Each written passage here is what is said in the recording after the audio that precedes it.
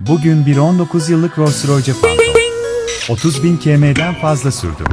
4 şok amortisasyonunun her biri farklı derecede sızıntıdır. Araba sahibi hafta sonu tatile gidiyor. Yüksek hızlı şok bastırmasında kırıldı. Araba sahibi 4S mağazasına gitti, sadece yeni bir amortizer değiştirmek için söylendi. Bir deprem 600.000 Türk lirası. Aynı zamanda aksesuarların gelmesine 5 gün daha gerekiyor. Sahibi bu kadar beklemez. İyi ki sahibimizden önce şok amortizasyonunu tamir ettiğimiz videoyu gördüm. Arabayı buraya getirdim.